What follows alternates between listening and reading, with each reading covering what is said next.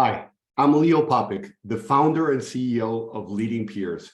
Welcome to another Leading Peers Masterclass. In our Masterclass series, Leading Peers provides free and open access to education from experts to help CEOs succeed. In today's Masterclass, we will learn from Claudio Vilas. Claudio is an entrepreneur, CEO, business broker, and a member of Leading Peers. In this masterclass, I've asked Claudio to share with us the art of selling a business successfully. Claudio, take it away. Thank you, Leo. It's a real pleasure being with you today. I thank you so much for having me, having this conversation with so many people that are interested in selling their business or are interested about the art of selling a business. And as I was preparing for this presentation, I was thinking, okay, what is the purpose? Why am I here, right? Those philosophical questions we ask ourselves all the time. And today is, why am I here at 9 o'clock in the morning having a conversation with all of you? And I thought about how this conversation came along, and I wanted to share with you what the story of this specific masterclass is. Leo one day called me and he says, Claudio, I want you to give a masterclass on successfully selling a business. To which I answered, thank you so much, Leo. Appreciate your trusting me. So then he went on and said, I want you to deliver everything you know about selling a business. And of course I said, Leo, I'm flattered. I'll do my best. To which he says, you have half an hour. And I said, wait, what? So I have half hour to talk about the art of selling a business. If I have a half hour to do this, I really need to look at this differently and really, look for ways to change my strategy. My strategy originally was to give you all the answers, but today I thought, well, I can't really give you all the answers. So I know that you don't know what you don't know. So by the time we are finished with this presentation, my personal goal is that you will know what you don't know.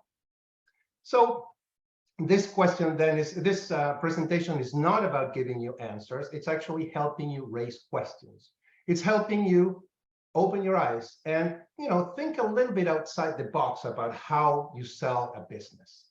Finally, as we go through all these slides that we're talking about, I'm going to be able to help you break down some myths. And we're going to go over them. So as we go through this presentation, I want you to think about your business, your company, and where you're situated today. And a main question that you should ask as you go through the slides is, if you're not planning to sell your company, why should you care? Now think about this for a minute. You have a company, you're working on it, you're building it. Why should you care about selling your company when you're not even thinking about it? Well, your company is your biggest asset. You know the value of your portfolio, of your house. You know the value of your portfolio. You probably check it every day with the ups and downs of the market. You know the value of your car, but you really don't know the value of your company. And that is where you spend most of the time. That's where you spend most of your energy. And that's probably the legacy that you're going to leave to your children or to your successors. So that's why you should care. But more important than that, you should care about how to sell your company, because you never know when you will need to sell. Okay, so most of the time I get people calling me to say that they want to sell their companies, and they sell their companies for two very big groups of reasons. The first group of reasons are what I would call the positive reasons. The first one is begin with the end in mind. People call me and say, you know what, Claudio, I would like to sell my company, but not today, in a couple of years.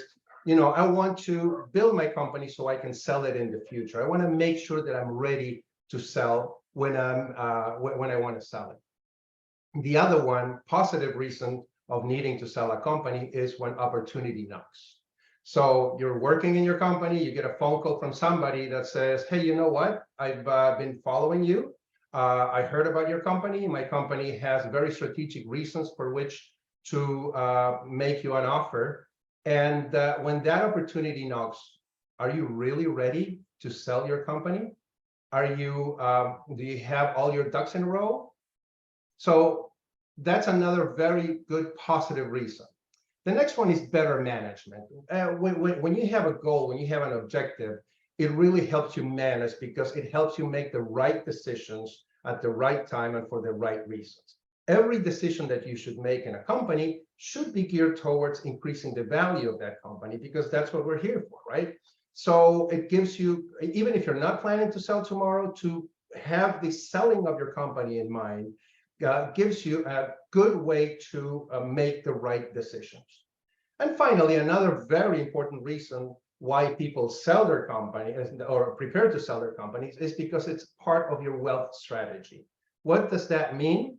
I know many, and some of you are actually here in the presentation today, that are serial entrepreneurs, that you build a company, you put it ready to sell, you sell it, and then you use the proceeds of that company to build another one and so forth. That's a great strategy. It's really not very easy to do, but it is a very profitable one. And that's why you should care today about what we're going to be discussing. Now, positive reasons are great, but on the other hand, you have negative reasons. And that's where the 4 Ds typically come. It's divorce, disease, distress, and unfortunately, death. I can tell you that in this year, I had at least one example of somebody calling me for one of these reasons. The worst one, of course, was death. There was a CEO of a company that he built it like 40 years ago, and he retired. And unfortunately, he passed it on to his son, and his son was managing it. And the son died in a car accident. So they called me and they said, Claudio, I can't take this company back. I'm just too old for this. I need to sell it. And let me tell you, unfortunately, they were not ready to sell it, and they had to finally close the company. So, you know, the alternative of not selling the company when you want to sell it is closing it. And that, of course, has enormous and terrible implications. So think about this for a minute, okay? Let's talk about, you know, you should always be ready to sell the company, even if you don't plan to sell it. So if you really want to sell your business and you want to be able to successfully sell your business, which means selling it for the highest price possible, how should you look at your business? Okay, so let's be very, very basic here. Your business is something that either produces a product or produces a service and sells it. Okay, that's what your company does. But what do you do? You are the CEO, you are the entrepreneur, you're the one who founded and started the company. What do you do? Well, you produce your business. Your business is your product. And if you look at your company as your product, then it is your job as an entrepreneur to create a business that you can sell in the future for the highest price possible. So if you want to be successful at selling your business, you should look at your business as your product. And we're going to go back into this in the next few slides. I'm going to go now to some rapid questions and answers because I see the clock ticking and I got a lot of content to give you. So let's go to rapid fire questions and answers, things that you always had in your mind and you want responses for today. So the first question I typically want to answer is, when should I get ready to sell my business? The rapid answer to this is the day you buy it, not a day later. The day you buy it, you need to be ready to sell your business. So you have to be with everything ready, just in case you get that phone call from somebody. The next question I typically get asked is, when is the best time to sell my business? And of course, the best time to sell your business is when you want to sell it. The next question right after that one is, when is the worst time to sell my business? So if the best time to sell your business is when you want to sell it, the worst time is when you have to sell it. And before we go into saying, oh, well, Claudia, this is really, really basic. Yes, you are. You're right, it's basic. But when do most people sell their business? When they have to sell it. So if it's basic that you should sell your business when you want to sell it, why do we wait until we have to sell it? And the most amount of This is the reason most people lose money when they sell businesses, and very few actually make money. Be ready to want to sell your business and be there when you need it. Now, if this is true, you may be asking yourself right now, am I ready to sell my business? And the short answer for that is no, you aren't. So thinking about this slide for a minute, I would like to say something that I hope it resonates with everybody. It is always better to look ahead and prepare than to look back and regret. Be ready, okay? Because you might need to sell that business. Now, this is a little bit too basic. We're going to go a little deeper now into the next slide, which is basically at what point of my business life cycle should I sell the business? Okay, so you want to sell it when you want to sell it, but okay, when do you want to sell it? Well, you know, if we look at the life stages of a business, you have the introductory stage, which is a moment when you're just starting, you have not enough sales, your cash flow is negative, probably your profits are negative. That is not a good time to sell. The second stage, which is the growth stage, is actually a good time to sell, because your sales are growing. People look at trends and they tend to believe that those trends are going to be going into the future. So this is actually a very good time to sell. But the best time to sell is actually when you're reaching maturity stage. At this point, not only your P&L is profitable, not only your balance sheet looks good, your cash flow looks great, and you're still growing. So this is the time where you really want to sell. Past the maturity stage, this is the worst time to sell. And guess what? When do most people sell their business? At the decline stage. Don't wait too long. Okay, make sure you're ready to sell before that. Now, you're going to say, well, Claudio, this is very nice. This is a graph. Anybody can draw a graph, but life is not like that. It has its ups and downs. How do I know when am I reaching that maturity stage? What is the telltale indicator that I have reached that stage? Well, in order to do that, you really need to listen to yourself, nobody else. You will know when that time comes. Why? Because you're going to feel fatigued. You're going to feel like you lost interest in the business. You're not being challenged, or you're just thinking of retiring to somebody else. When you're starting to think those things, that's the time when you got to say, hey, you know what? I'm not going to push it forward because it's going to get into the declining stage, and I'm not going to get the best value for a business. And I'm going to give you a couple of other answers that you're probably looking for. Is how long does it take to take a business? So you're starting to feel, tired, and you don't want to go on, and you say, okay, I'll wait a month, I'll wait 2 months, I'll wait 3 months until I, get ready to sell my business. But you have to take into account how many months it takes to actually sell a business. And according to the IBBA, which is the International Business Brokers Association, it depends on the size of the business, but the least you can expect is about 6 months. The larger the business, the less it takes to sell. Okay, the smaller the business, the more it takes to sell. And I'm not going to go deep into this because there's a lot of reasons for that, but I just want you to be aware of that, right? If you want to sell your business in 2024, you better start putting your ducks in a row today, and hopefully find and have a good team to work with you, which we're going to talk about that. The other big question I'm always asked is, okay, Claudio, how much is my business worth?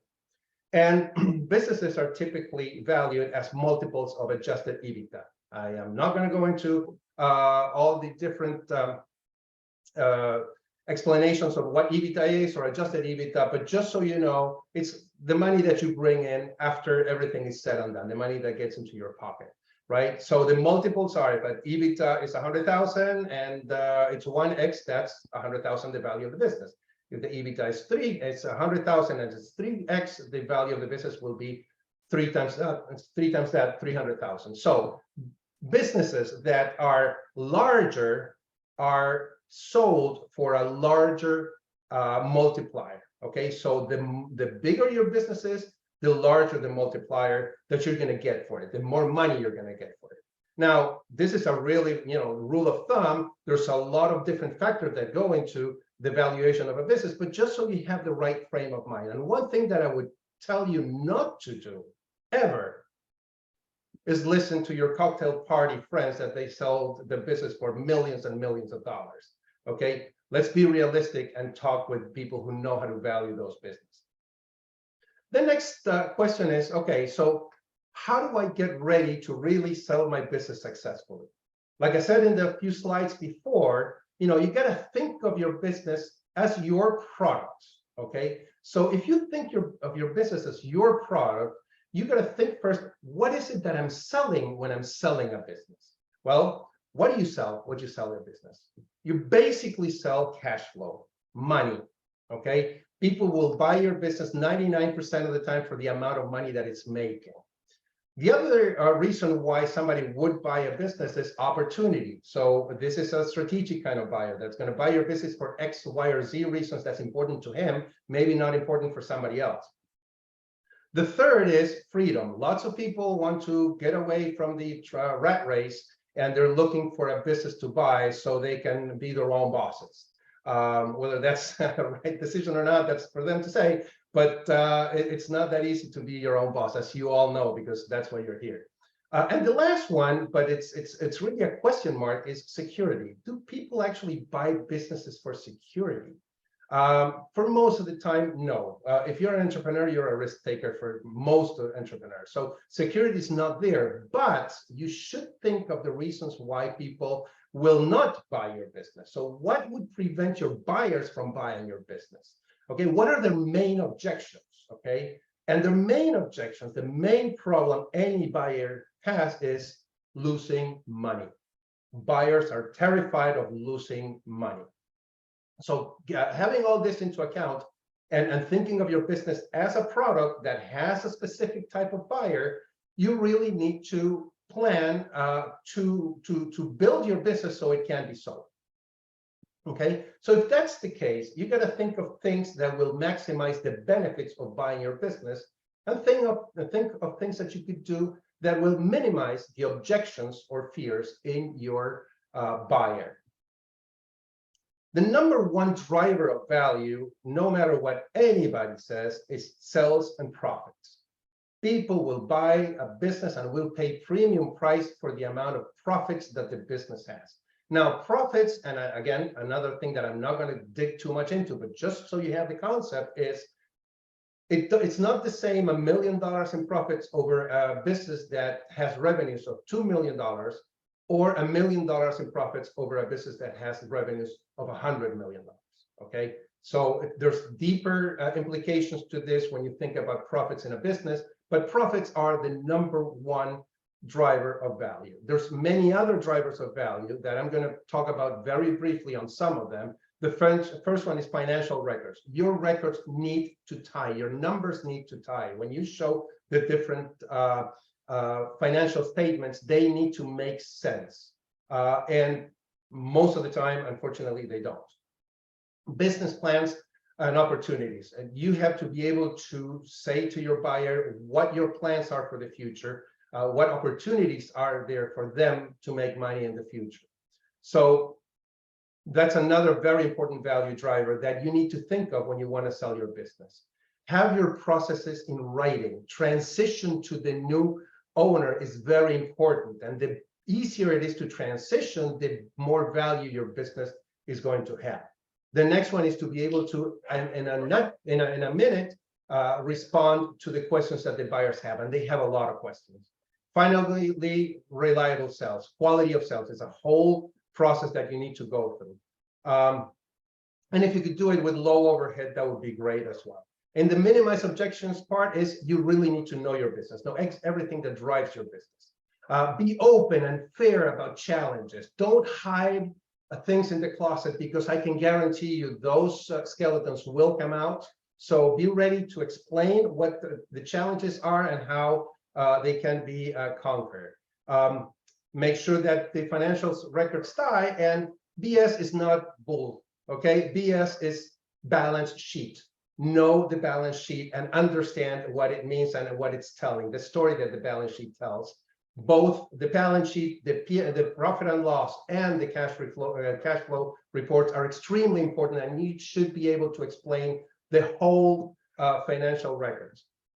Okay, so how do I value my business successfully? There's a lot of reasons why, or there's a lot of ways to value a business, lots of different theories, but I'm going to give you a myth buster. Okay, here it goes. You don't set the price of your business. Okay, you merely decide what is the minimum price at which you will settle. The only person that will decide the value of your business is your buyer.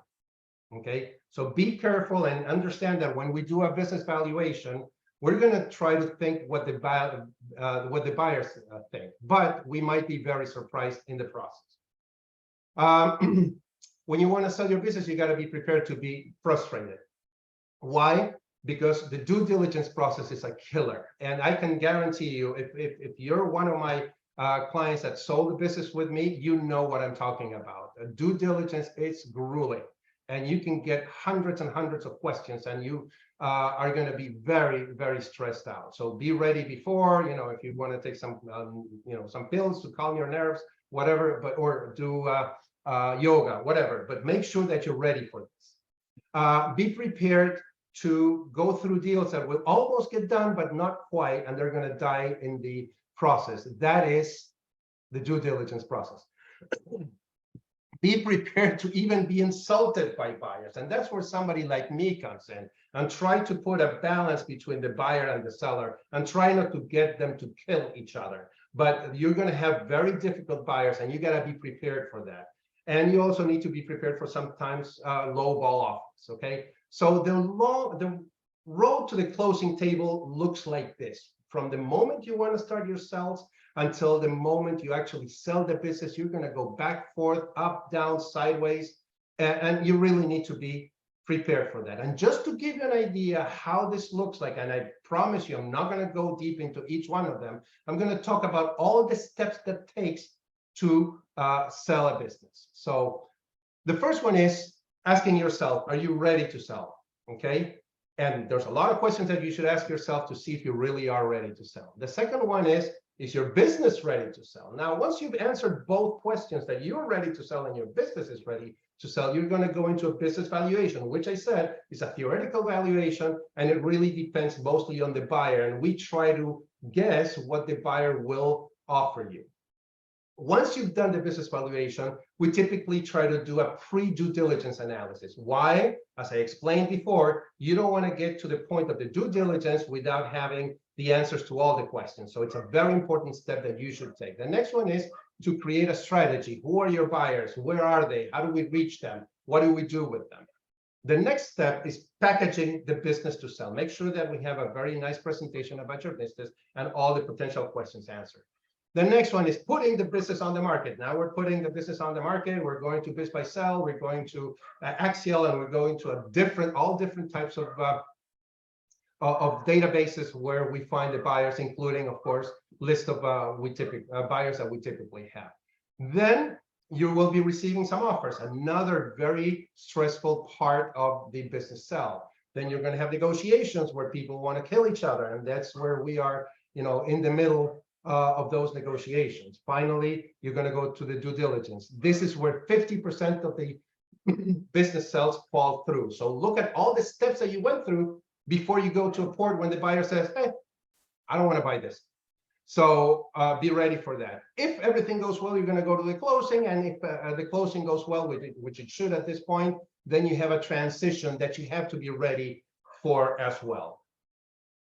So let's talk about how to sell your business successfully. That was the whole process. Now, what do you need to be focused on so you make it successful for yourself? The first one is to know your business. Like I said before, what are those value drivers? Are they not the same value drivers for every business? You really need to think about your own business.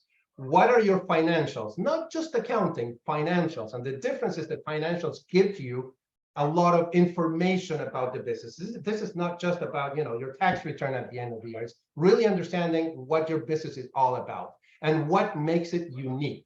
That's what's going to help you sell it better.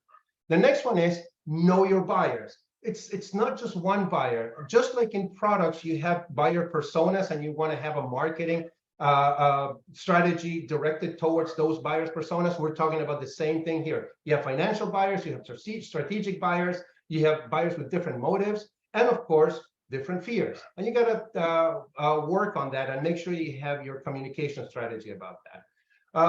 One other thing that we really didn't talk about, but it's very important to you, is what your options are. It's not just about the price, it's about the different ways that they can buy your business, the different terms of negotiation, okay? Whether you're going to finance your buyer or not, you know, your tax planning. Tax is a huge issue when you sell a business. So know those options before you put the business up for sale. And finally, and most importantly, have a plan. Prepare a pre-due diligence. Make sure that you know how to outreach to your potential buyers. Be prepared to answer all questions.